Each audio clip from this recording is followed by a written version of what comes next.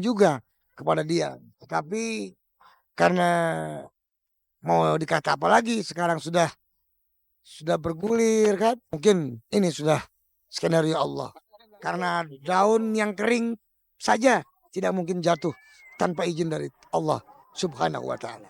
Tiada baru terasa bahwa kehadirannya sungguh berarti.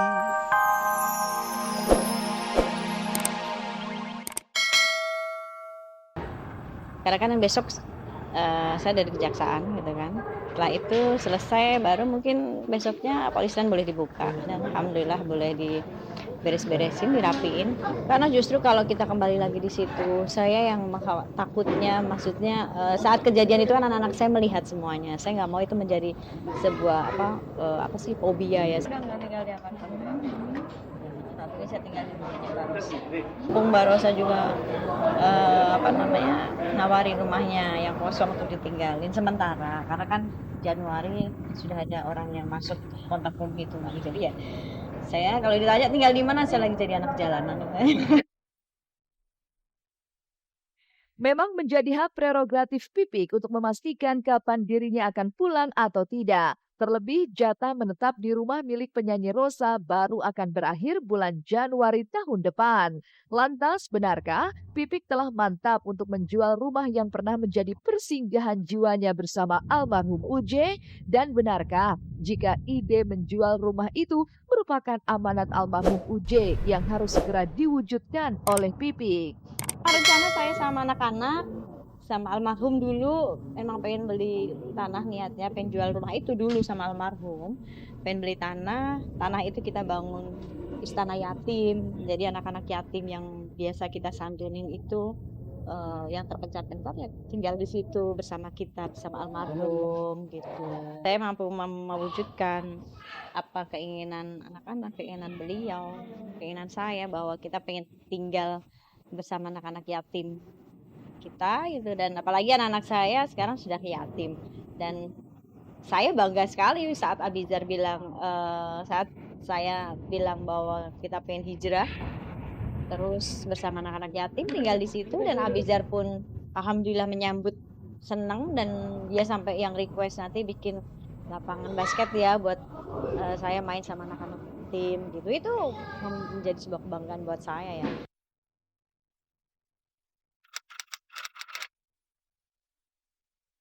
Jika Pipik Dian Irawati belum mau pulang ke rumahnya dan berniat menjualnya lantaran masih dibayang-bayangi peristiwa kelam kebakaran, artis cantik Asmiranda Zadman justru dikabarkan sudah pulang ke rumah orang tuanya di kawasan Depok, Jawa Barat. Kepulangan Asmiranda ini memang cukup mengejutkan dan disangsikan.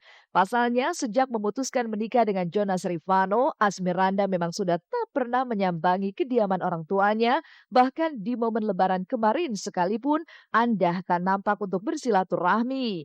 Lantas, apakah santernya kabar kepulangan Asmiranda kali ini lantaran ia dan Jonas sudah tak lagi sejalan? Pelaku ini siapa? Keluarga Vano toh? Oke. Nanya sama dia aja. Kita memang udah cukup ya, kita udah kecewa itu aja. Dan ini nomor satu, Asmiranda udah cukup dewasa. Ya. Dan saat aku benar tidak tahu, memang dia benar mau pindah, ini hak dia. Aku kecewa, itu hak dia. Dia masih anak kecil, aku bisa ambil gitu. Dan kita tidak setuju, ini terjadi, kita mau apa? Sejak memilih menjadi pendamping hidup Jonas Rifano, bisa dibilang karir Asmiranda di ranah hiburan nyaris tak terdengar sama sekali. Bahkan secara tiba-tiba saja, Anda justru mengaku tengah sibuk sebagai seorang fashion designer. Dan sebagai gebrakannya, Asmiranda pun merancang gaun pernikahan adik iparnya yang menikah dengan Doni Sibarani, vokalis Ada Band. Dekatnya rentang usia Asmiranda dengan Sonya membuat keduanya sering curhat. Namun apa yang menjadi pilihannya itu kabarnya tak seindah harapan. Belakangan Jonas dikabarkan terlilit hutang hingga rumah yang mereka tempati di kawasan Cibubur harus rela dijual. Hal inilah yang diduga kuat menjadi pemicu konflik antara Asmiranda dan Jonas. Jika kini Asmiranda kabarnya memilih pulang ke rumah orang tuanya, mungkinkah ini berkaitan dengan beban hidup yang tidak bisa ia ceritakan lagi pada adik iparnya? Entahlah, hanya waktu yang akan menjawabnya. Seberapa dekat sih hubungannya sama Anda? Deket banget.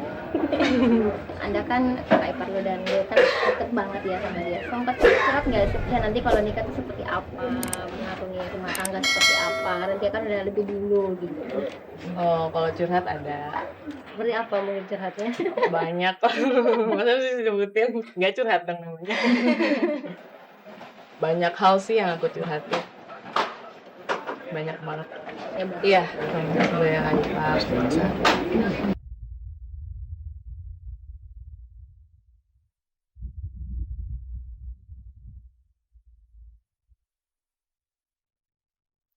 Pasca bercerai dari Susi Rianti, komedian Ginanjar butuh waktu untuk mengobati kesedihan dalam hatinya.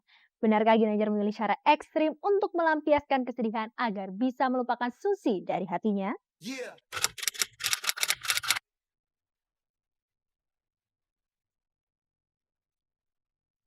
Resmi menyandang status sebagai duda, komedian Ginanjar punya cara sendiri untuk mengobati luka di dalam hatinya. Terlebih pasca Palu Pengadilan Agama Kota Depok mencahkan tuntutan mantan istrinya Susi Rianti untuk bisa bercerai dari dirinya. Bersama teman-temannya, Ginanjar memilih mengunjungi sebuah wahana wisata di kawasan Bogor, Jawa Barat yang menyuguhkan berbagai macam permainan pemacu adrenalin. Maka seperti inilah aksi Ginanjar saat ia coba menguji nyalinya dengan masuk wahana rumah hantu.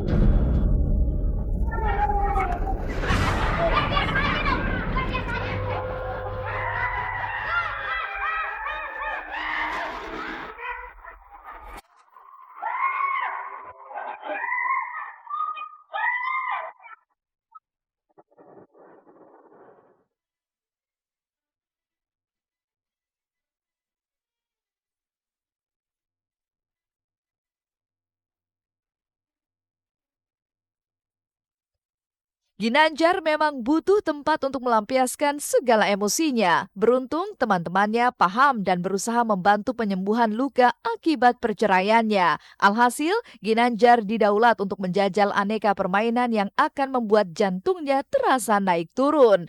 Lantas, benarkah di arena permainan ini Ginanjar justru kembali merindukan sosok Susi? Pertama kali langsung masuk ke arena yang ekstrim. Apa? Kita buktikan bahwa kita penakut, iya kan?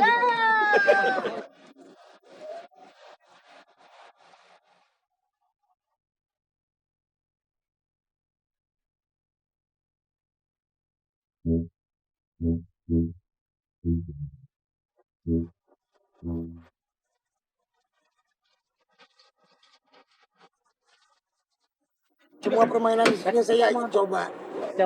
Saya berusaha untuk berani.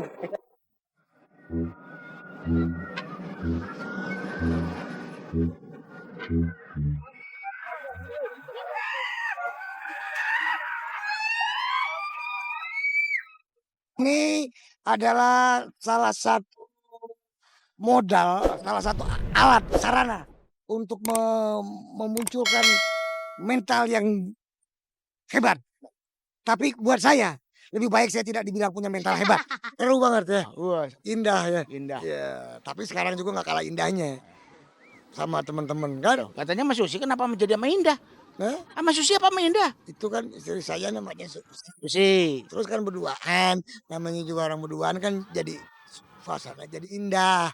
Jadi saya dan Susi jadi indah. Nggak jelas, Mas Susi Indah-indah. Ya begitu deh. Dulu masih sama dia pas lagi pengantin baru ya. Kebahagiaannya Baru. Sekarang weli. jadi ya ingat dulu dah kalau begini ya kan. Ginanjar dan Susi boleh saja tak lagi terikat tali pernikahan. Namun kabarnya Susi dan Ginanjar sepakat untuk tetap membina tali silaturahmi di antara mereka. Lalu, apakah ini berkaitan dengan rasa penyesalan Susi yang telah menggugat cerai Ginanjar? Dan benarkah jika Ginanjar masih mencintai Susi? Ya kan kita nggak boleh memutuskan tali silaturahmi ya.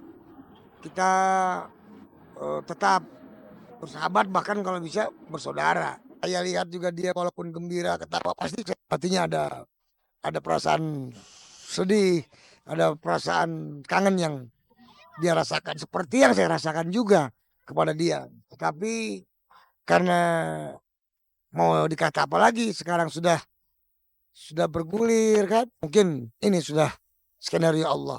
Karena daun yang kering saja tidak mungkin jatuh tanpa izin dari Allah Subhanahu wa taala.